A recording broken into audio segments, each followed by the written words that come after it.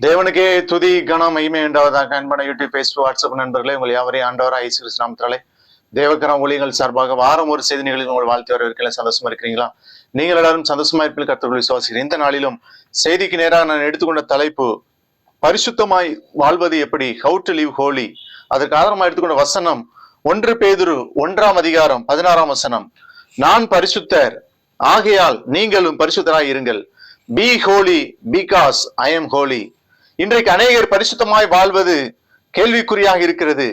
நவநாகரிக உலகம் பரிசுத்தமாய் வாழ விடாதபடி தடுக்கிறது. இன்றைக்கு அநேக வாலிபர்கள் சொல்வது, நான் கெட்டு போனதுக்கு காரணம் என் கெட்ட நண்பர்கள் என்று சொல்லுவார்கள். அதாவது சங்கீதம் 119:9 சொல்கிறது, வாலிபன் தன் வழியை எதனால் சுத்தம் பண்ணுவான், வசனத்தின்படி தன்னை காத்துக் கொள்கிறது. ஆகவே வாலிபர்கள் கர்த்தர் பயப்படுகிற பயத்திலே நடக்கிற வாலிபர்களிடத்திலே நீங்கள் பழக்கம் வைத்துக் கொள்ள வேண்டும். வசனத்தின்படி தன் இருதயத்தை காத்துக் கொள்ளும் போது பாவத்திலிருந்து விலகி பரிசுத்தமாகிறான்.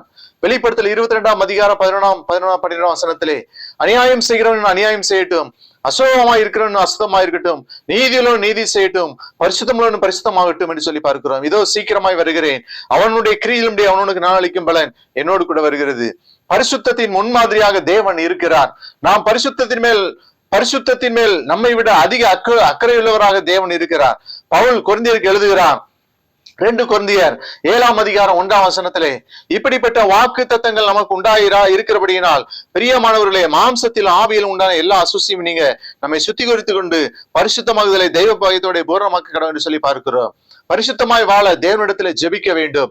தாவீது தேவனிடத்துல வேண்டுதல் செய்கிறார். சங்கீதம் 51:7-10 நீர் என்னை யோசேப்பினால் சுத்திகரியும், அப்பொழுது நான் சுத்தமாவேன். என்னை கழுவியருளும், அப்பொழுது நான் உறைந்த மலையிலும் வெண்மையாவேன். தேவனை சுத்த இருதயத்தினை சிருஷ்டியும், நிலைவரமான ஆவியை என் உள்ளத்திலே புதுப்பி என்று சொல்லி பார்க்கிறோம். தேவன் என்னை யோசேப்பினால் சுத்திகரியும், நீர் என்னை பரிசுத்தப்படுத்தும் என்று சொல்லி தேவனிடத்துல வேண்டுதல் செய்கிறார்.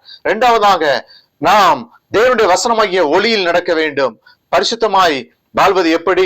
தேவனுடைய வசனமாகிய ஒளியில் நடக்க வேண்டும். சங்கீதம் 119:105 உம்முடைய வசனம் என் கால்களுக்கு தீபமும் என் பாதைக்கு வெளிச்சமாய் இருக்கிறது.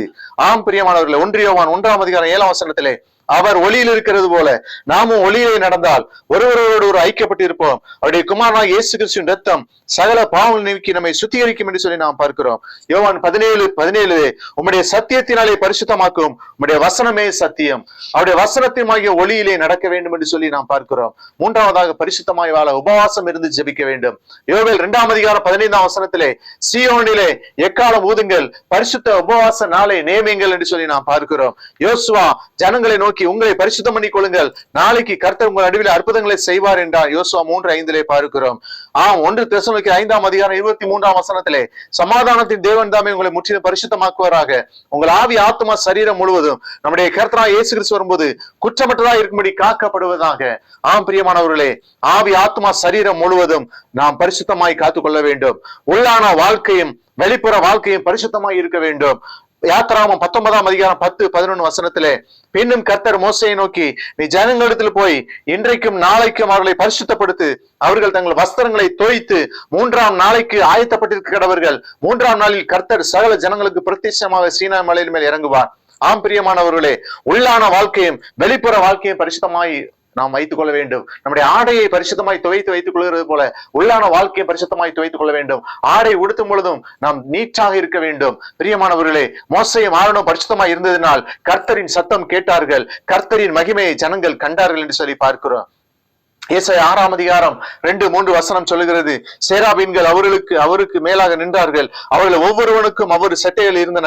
அவனவன் 2 சட்டைகளால் தன் முகத்தை மூடி, 2 சட்டைகளால் தன் கால்களை மூடி, 2 சட்டைகளால் பறந்து ஒருவரை ஒருவர் நோக்கி, சேனைகளின் கர்த்தர் பரிசுத்தர் பரிசுத்தர் பரிசுத்தர், பூமி அனைத்தும் அவருடைய மகிமையால் நிறைந்திருக்க என்று கூப்பிட்டு சொன்னார் என்று சொல்லி பார்க்கிறோம். பரிசுத்த அலங்காரத்துடனே கர்த்தரை தொழுது கொள்ளுங்கள் என்று சொல்லி பார்க்கிறோம். பரிசுத்தமாய் வாழ்வோம். கர்த்தர் நம்மை ஆசீர்வதிப்பார். அன்பின் ஆண்டவரே, இந்த வசனத்தை கேட்ட பிள்ளைகளை ஆசீர்வதியும். இயேசு நாமத்தில் ஜெபிக்கிறோம் நல்ல பிதாவே, ஆமென். Thank you friend, God bless you.